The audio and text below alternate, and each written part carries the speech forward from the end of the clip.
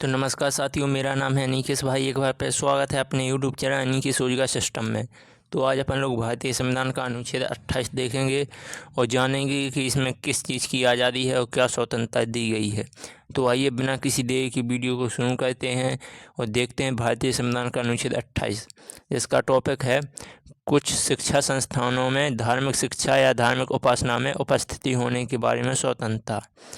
यानी कि कौन सी संस्था में धार्मिक शिक्षा दी जा सकती है और कौन सी संस्था में धार्मिक शिक्षा नहीं दी जा सकती है, इसका विवरण है। तो आइए बिना किसी देरी के देखते हैं।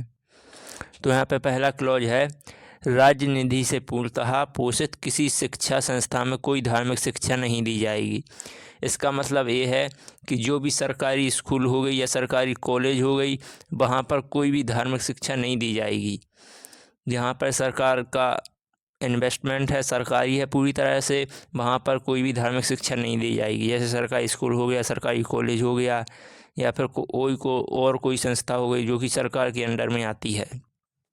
यहाँ पर दूसरा क्लॉज है, खंड 1 की कोई बात ऐसी संस्था को लागू नहीं होगी जिसका प्रशासन राज्य करता है, किंतु जो किसी ऐसे विन्यास या न्याय के अधीन स्थापित हुई हैं जिनके अनुसार उस संस्था में धार्मिक शिक्षा देना आवश्यक है।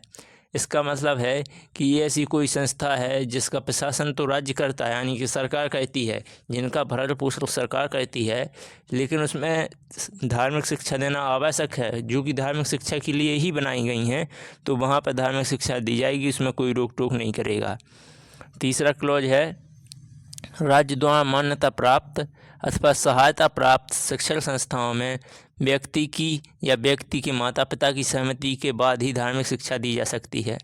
इसका मतलब कि अगर कोई प्राइवेट कॉलेज हो गया या प्राइवेट स्कूल हो गया, वहाँ उस स्कूल या कॉलेज को सरकार से मान्यता प्राप्त है, तो वहाँ पर धार्मिक शिक्षा तो दी जा सकती है, लेकिन व्यक्ति की सलाह ली जाएगी कि क्या तुमको धार्मिक शिक्षा चाहिए। अगर वो हाँ करेगा तभी दी जाएगी। अगर व्यक्ति कहेगा कि नहीं चाहिए तो फिर कोई उसको धार्मिक शिक्षा नहीं देगा। अगर वो 18 साल से कम उम्र का है तो फिर उसके माता पिता से सलाह ली जाएगी कि क्या इसको धार्मिक शिक्षा देना है।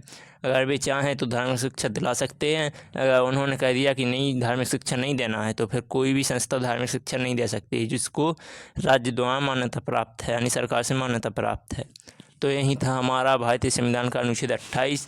तो ऐसे ही मज़ेदार तरीके से भारतीय संविधान को जानने और पढ़ने के लिए बने रहिए हमारे साथ अपने यूट्यूब चैनल अनिकेश सोजगा सिस्टम में। तो कल शाम 6 बजे मिलते हैं भारतीय संविधान के अनुच्छेद 29 के साथ।